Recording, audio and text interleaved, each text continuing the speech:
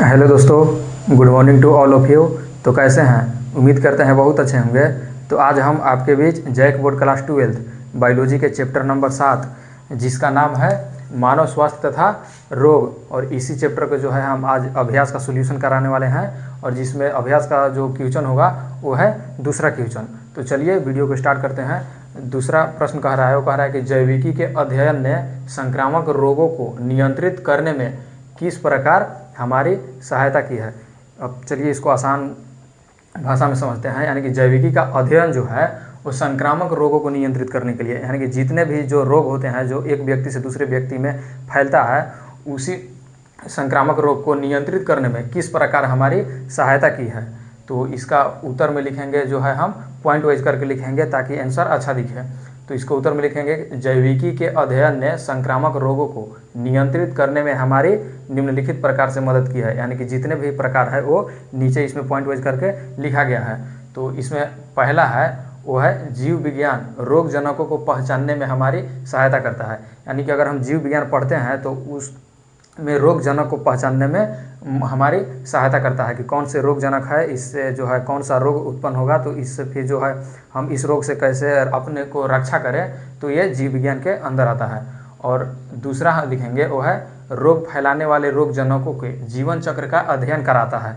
यानी कि जितने भी रोग फैलाने वाले रोग जनक कारक है वो सभी का जीवन चक्र, यानी कि वो कितना दिन में जो है हमारे शरीर में नुकसान पहुंचाएगा या हमारे शरीर के अंदर कितना दिन तक उसका जीवन काल चलता रहेगा, उसी के बारे में जो है अध्ययन कराता है।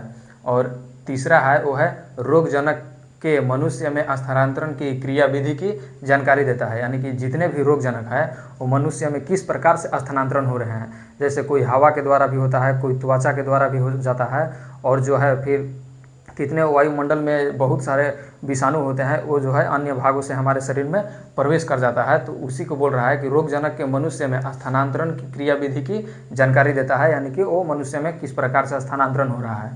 और चौथा है वो है रोगों से किस प्रकार रक्षा की जाती है, ये ज्ञात होता है या पता होता है। यानी कि अगर हमें कोई भी रोग हो रहा है तो उस रोग से किस प्रकार अपने आप को रक्षा करे, ये जो है हमें जैविकी के अध्ययन से ही पता चलता है। और पांचवा और लास्ट है वो है बहुत से रोगों के विरुद्ध इंजेक्शन तैयार करने में सहायता मिलती है। अगर हम जैसे इसको कहने का मतलब है कि अगर कोई भी रोग हमें हो रहा है तो सबसे पहले है तो कि वो हम जीव विज्ञान पढ़ने के बाद ही पता कर पाएंगे कि ये रोग कौन सा है। और जीव विज्ञान पढ़ने के बाद ही हम इसका पता करने के बाद हम उसको लिए जो है इंजेक्शन तैयार करेंगे कि उसमें जो है किस प्रकार का जीवाणु या विषाणु भाग ले रहे हैं उस रोग में। तो उसी रोग को पहचान करके और उसी विषाणु को पहचान करके उसके विरुद्ध कार्य करने के लिए जो है हम इंजेक्शन तैयार करेंगे। तो यही जो है दूसरा क्वेश्चन का आंसर है। और मिलेंगे तीसरा क्वेश्चन में, तब तक के लिए थैंक यू।